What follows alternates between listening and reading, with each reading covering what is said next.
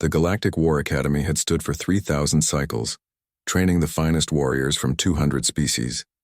Its crystalline spires reached toward the stars, and within its halls the greatest military minds in the galaxy forged strategies that had won countless wars. When humanity petitioned for entry, the Council of Elders had laughed.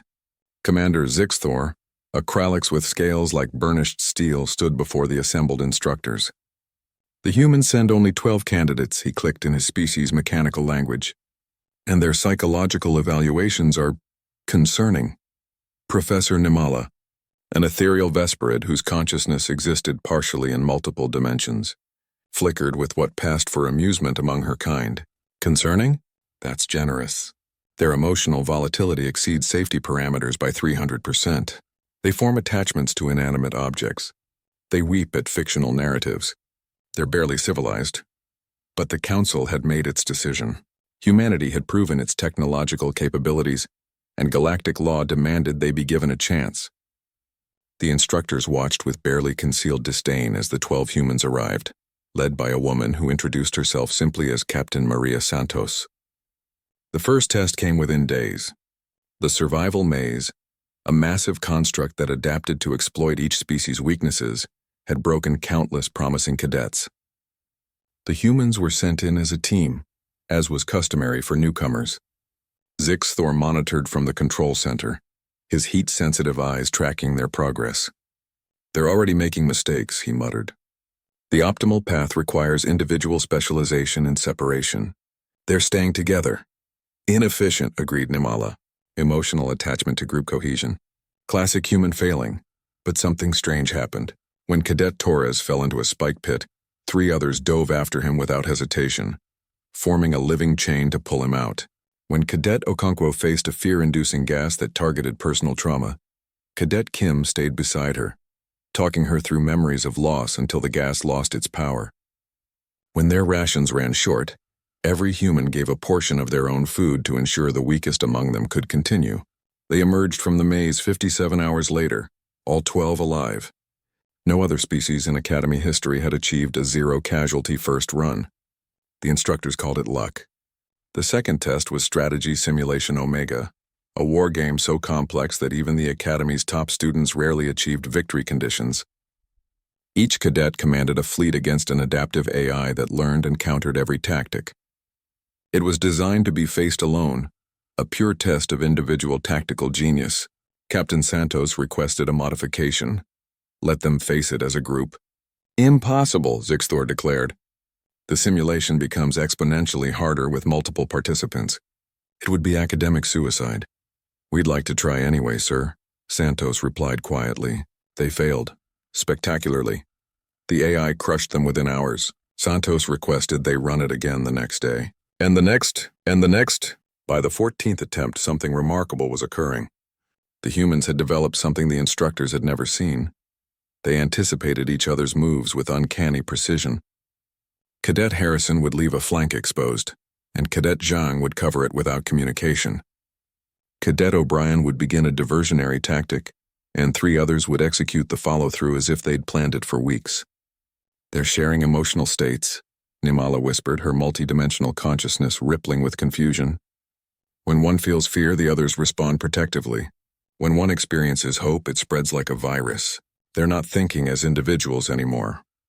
On the 18th attempt, the humans won. The final test arrived with little ceremony. A distress call, real, not simulated. A civilian transport had been seized by Korthax raiders at the edge of Academy space. 300 souls aboard, multiple species including younglings. The Academy's response fleet wouldn't arrive for 6 hours. The humans had a training frigate. They could reach it in 90 minutes. Every instructor voted against allowing it. Untrained cadets against battle-hardened pirates was suicide. But Santos's communication was simple. "We're going anyway, with or without permission." Zixthor felt something he'd never experienced in 300 cycles of teaching. Curiosity about what would happen next.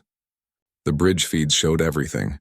The humans attacked with reckless abandon, their tactics making no logical sense. They protected each other's ships at the cost of optimal firing positions. They took damage meant for others. Cadet Morrison flew directly into the line of fire to shield a transport pod containing alien children he'd never met. And then Zixthor saw it. When Cadet Petrov's engine was hit and her ship began to fail, something extraordinary happened. The other humans didn't calculate odds or assess strategic value.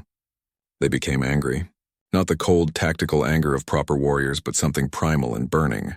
They fought like demons. Cadet Chen rammed his frigate into a pirate cruiser 3 times his size, screaming defiance over an open channel. Cadet LaRue executed a maneuver that should have torn her ship apart, pulling 7 impossibly precise shots in sequence.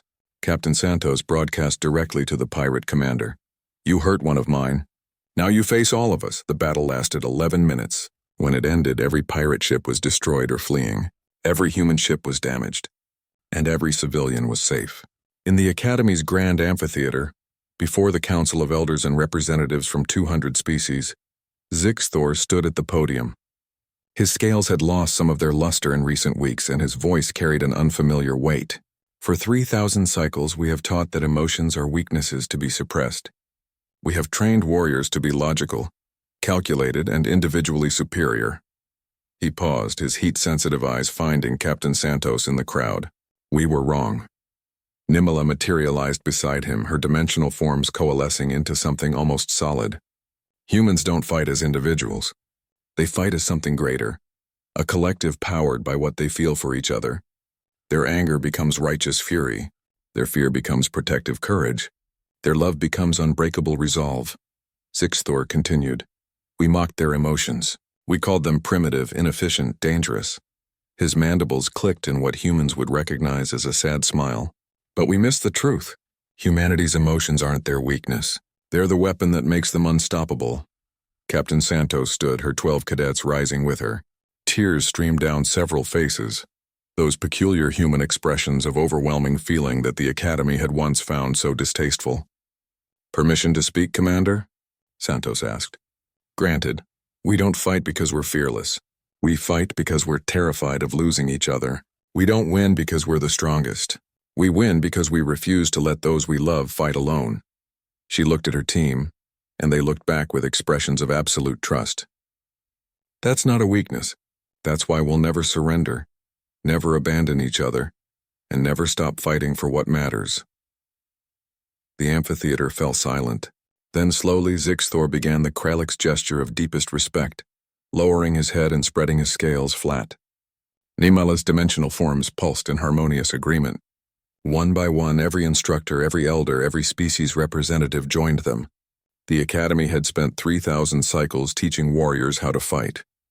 Humanity had taught them why. And in the wars that followed, when darkness threatened the galaxy and species after species faltered, it was the humans who held the line, not because they were the strongest or the smartest, but because they loved fiercely enough to fight for strangers, to die for principles, and to never, ever leave each other behind. The Academy's motto changed that day, carved in human English beneath the original galactic script. They fought not as warriors but as family, and that made all the difference.